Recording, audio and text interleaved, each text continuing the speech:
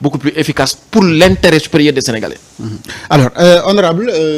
ñu wax ci gestion bi nga xamante ni moom le gouvernement bu yees bi nekk di def. bi ñu ñëwee bëgg léegi ñu ngi jéem a teg ay pas pour au nom de la rupture di jéem a wax pour la transparence et cetera alors def nañu 1 an yu nga xamante ni ñoom ñoo nekk di gérer le Sénégal alors ban gis-gis nga am ci li nga xamante ni jot nañ ko teg ni jéego ci gestion bu économie bu Sénégal ak politique. waaw pour man dafa teel trop nga joxe benn jugement parce que bugguma politique péremptoire simpliste. dama war a sànni non dara non je pense que surtout que dama bokk si ñi nga xamante ne dama ñu jàpp ni li fi xew en 2024 jàngatuñ ko ba mu jeex. dafa am solo dëkk askan dafa am ñu koy jàngat di ko topp mën la jox ay réponses parce que dafay tax état bi buy liggéey mu xam fu muy laal ak fu muy impacté. dafa war a am ay sociologue am ay ethnologue am ay anthropologue ñu nga xamante ne loolu mooy seen métier ñuy jàng askan dafa am solo trop. parce que ñooñu ñooy guider état bi dans son action. nga xam fu ñu jógee. fu ñu jëm xam fu ñu jëm xam lan moo xam parce que boo ko xamul mënoo ko impacter. parce que pour man li fi xew fii en 2024 c'est un changement c'est plus un changement sociologique. qu'un changement politique. ok ba nga xamante ne ni ñu yoree nguur gi ak ni ñuy waxatee askan bi dafa war a soppeeku en fonction changement boobu. et loolu man damay jël exemple am na benn France benn jàngkat bu tudd Jérôme Fourquet. dafa bind benn téere tuddee ko l'archipel français archipel mooy dëkk man dafa bëri ay îles. parce que dama bëggoon wane mooy France amatul benn société France ay askan la. et dafa topp ay données di ko jàngat par exemple mu xool mu ne France xale yi bu ñu juddoo ñu leen di tuddee ay tur. benn boo jëlee ci ñetti xale yoo jël kenn ki turu jullit la am ay Mohamed turu musulman. que ça soit mu lay wan poids bi immigration am en fonction des générations muy l'immigration d'origine maghrébine comme l'immigration d'origine Afrique subsaharienne nga gis poids bu mu jël léegi ba nga xamante ne des générations léegi ñoo am ba tey en France un prénom sur toi est un prénom à consonance musulmane exclure na sax les prénoms de l'immigration d'origine congolaise wala par exemple yooyu mu ne li ci topp moom la oowee les prénoms de la mondialisation Ethan Donovan Kylian ama et mu wane en dernier kon léegi li minoritaire France mooy les prénoms yi nga xamante ne ñooy firndeel matrice catholique France mooy Marie Christian mu kon ne jàngat bi ba wan ni que baisse fréquentation église nit ñi dematulee église mu wane que léegi ni mu néewee ay prêtre France ba dañuy dem Afrique jëlee ay prêtre loolu yëpp dama ko jàngatee ak yeneen données mu wan la askanu France léegi nu mu mel fu mu toll nii au tenté ba tey mënatoo dégg ñu ne la France gauche a koy diriger wala droite a koy diriger mais centre moo koy diriger avec une vocation extrême droite wala un discours droitier. démb boo gisee ki nekk ministre de l'intérieur France moom moo gagné congrès parti de droite les républicains parce que discours am maintenant c'est un discours d'extrême droite tu vois je dire. donc loolu mooy wan ni que ñun Sénégal loolu lañ dul def ñun dañuy politique mu jeex ñu enchaîner élection alors que dañu war jàngat askan bi xam résultat yi am Ousmane Sonko bii falu yan transformation sociale moo suuxat ba kii mën a falu kii lan moo tax discours am impacté ci askan bi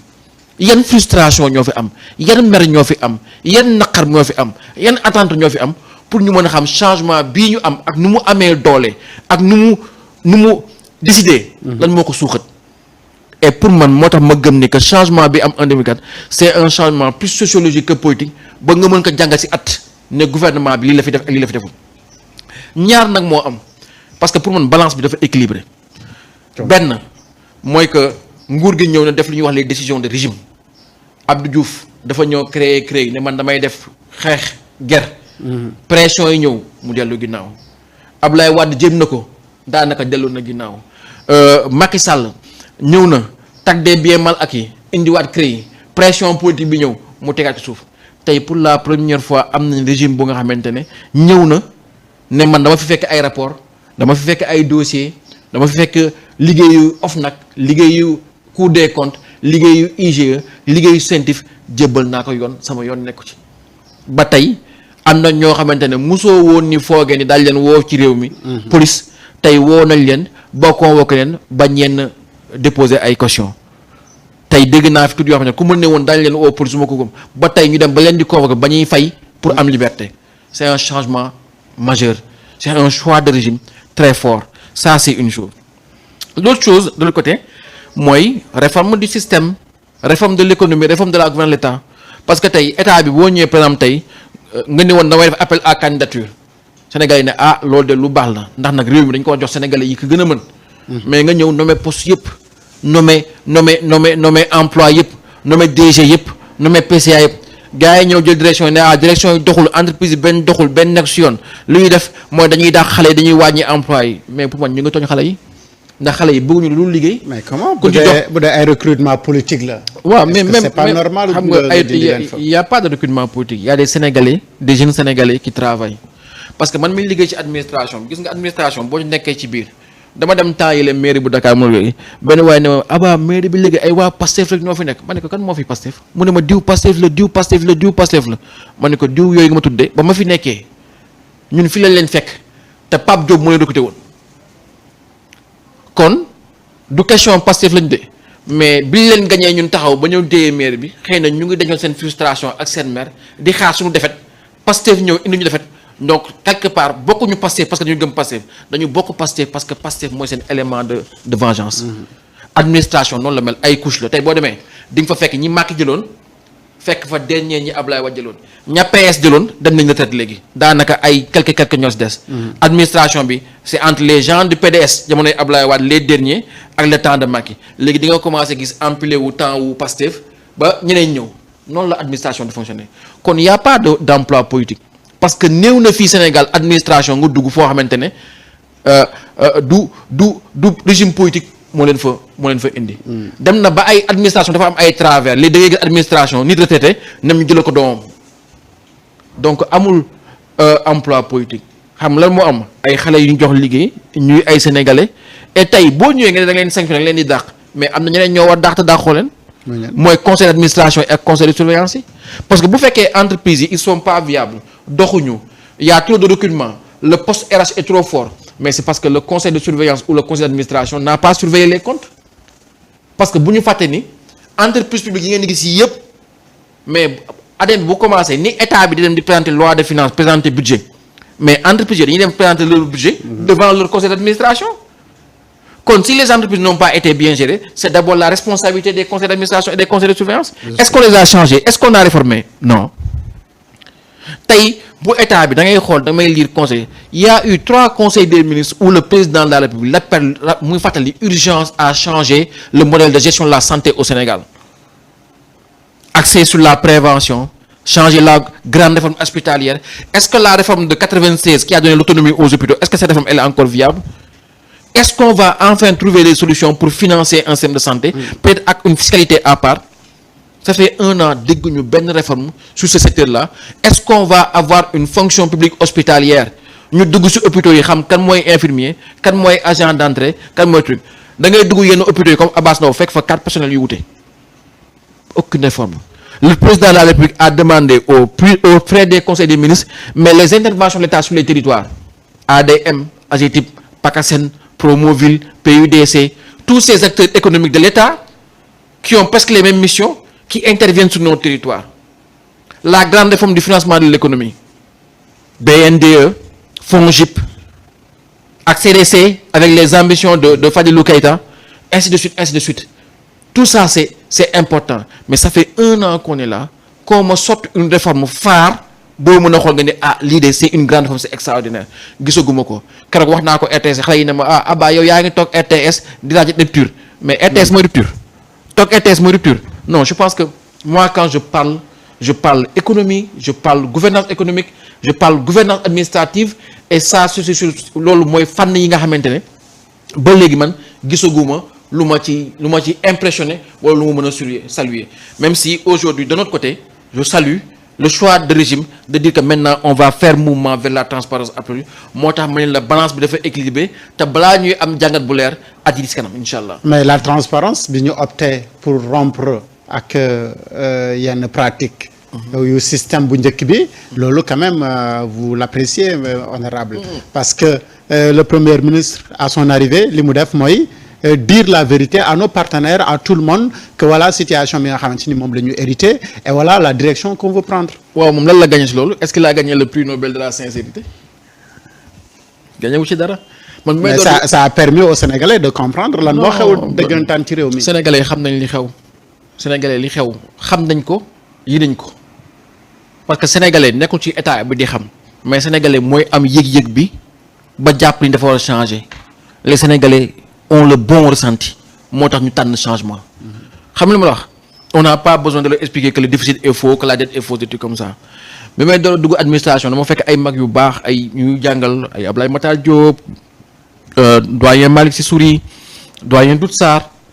ay mag yu baax yi ñu fekk conseil municipal 2009 ville de Dakar ñu amee man mos naa nekk ville de Dakar jël benn décision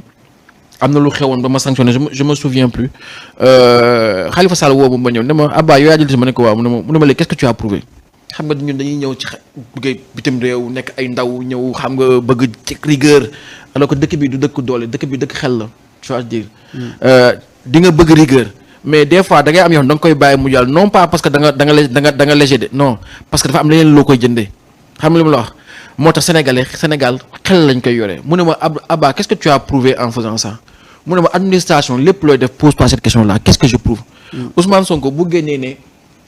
que nos comptes sont truqués que nous sommes en état faussé il a prouvé quoi mais au contraire ndam li nga am ba ne payeurs yi partenaires yi pays amis yi taxaw ne non franchement le Sénégal est un pays extraordinaire le Sénégal est un pays de démocratie man dëkk bi je vais aller investir da nga leen di braquer danaa mais en fait li ñu doon gis c'est que c'est du faux Sénégal kon dafa maxe dafa dëgër ci ko mais ba bësee mën na melu parce que c'est un pays de faussaires alors que tey yow am nga falin bu nga xamante ne am nga autonomie d'action tey Sénégal bu ñu juum bu ñu jaawale dëkk la bu nga xamante ne bi mu méttee dëgg-dëgg en 2000 ajustement structurel d'évaluation du franc CFA qu'est-ce qu'on a fait mais on est allé chercher les gens d'administration un jeune inspecteur du trésor Mamadou Lamine Loum est devenu ministre des finances continuer ba nekk premier ministre le dernier premier ministre de Abdou Diouf Mamadou Lamine Loum bi nekkoon premier ministre moom moo freiné socialiste bi ñu ne Abdou Diouf non xaalis bi mu ngi nii dañ ko politiquer sinon Abdoulaye daf ñu gañe mu leen non on va pas sacrifier nos années d'efforts des Sénégalais.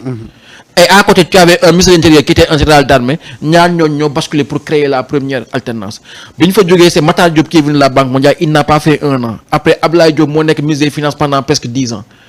Macky Sall ñëw indi le banquier kan il n'a pas fait un an après Abdoulaye Daouda Diallo inspecteur des impôts Abdoulaye Diop inspecteur du trésor Abdoulaye Daouda Diallo inspecteur des impôts après Amadou Ba inspecteur des impôts après Moustapha Ba qui a 20 ans 30 ans aux finances donc bu ñu nee dëkk bi sunu ay finances sont truquées mais kan moo géré suñuy finances. C'est l'administration sénégalaise. Qui est notre administration on a une école qui forme des gens qui sont censés gérer nos finances kon bu ñu nee sunu ay finances dañu ko truqué c'est pas la question d'abord des politiques c'est d'abord la moo tax xoolal cooy ni ngay dégg da ngay dégg ministre mais foog nga dégg daaj bi donc la question qui se base tey man j'aurais préféré que Diomaye ak Sonko convoqué des assises wala benn dialogue sur le déficit en commençant d'abord par dire aux gens de l'administration vous êtes les premiers responsables li xew moo tax quand Sonko parlait du système mais c'est d'abord un système de l'administration financière Sénégal au début dafa amoon lu ñuy wax les incompatibilités boo nekkee dans les régies financières doo politique mais tey Sénégal évolue na ba tey l'administration des gens de l'administration ont pris le pouvoir mais la première problématique c'est d'abord de mettre l'administration devant ses responsabilités. mais Andra Ba est-ce que loolu également du problème parce que bu fekkee ni yéen a yor gérer économie réew mi mais yéen ay encore defaat politique mais bu fekkee da nga luubal après. accéder au pouvoir loolu mooy défi yi interpeller Sonko. loolu mooy défi yi interpeller Sonko mais ça passe aussi par un processus de su ma mënee waxee néewul qualitisation du champ politique. parce que xam nga loolu moo koy indi. mooy que ñu raxasaat sans politique bi ba mu set. non administration bi moo taxoon ay éléments comme appel à candidature yooyu am solo parce que da ngay nekk ci administration bi jàng bay say kayit def toutes les formations nga ñëw ñu indi la benn politicien qui est de moindre compétence mu jiite la. Thierno Alassane Sall la moo tax mu dugg ci politique xam nga la mooy facteur déclenchant Thierno Alassane Sall duggam politique. mooy bi Abdoulaye Wade jëlee Farba Senghor nommé ko ministre des transports aériens. c'est un des secteurs les plus techniques du pays nga nommé fa Farba Senghor. xeex ak Farba Senghor mooy bi Farba Senghor damay toog réunion ASECNA rek ne wuy Sénégal day génn ASECNA alors que Thierno Alassane Sall moo représenté Sénégal ASECNA mais loolu moo indi problème ba bi Macky duggee politique ay ñu mel ne Thierno Alassane Sall dugg ci politique donc tey man d'accord ma ak génn ne le Sénégal est un état faussaire mais d'accord naa ñu mettre l'administration devant ses responsabilités et que ñu changer de paradigme pour que tey mu ñu toog budget Sénégal man budget bi mujj voté ñu ñëw nañu les réserves vont augmenter de 600 milliards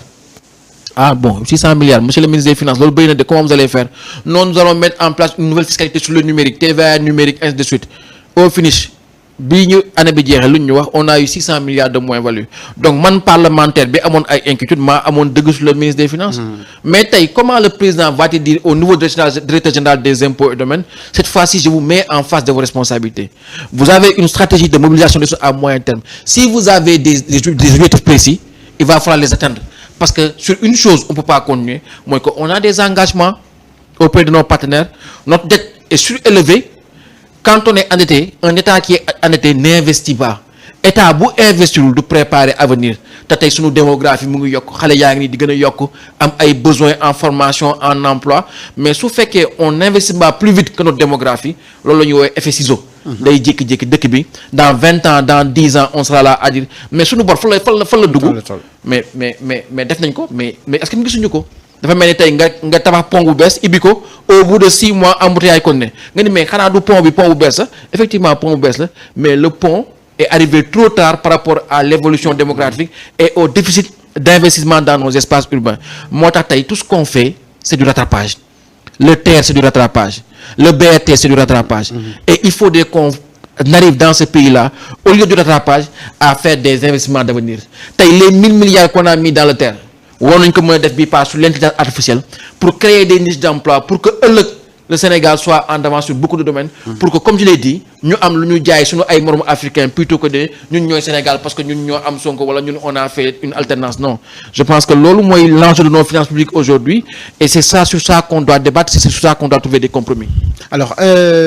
le président de la République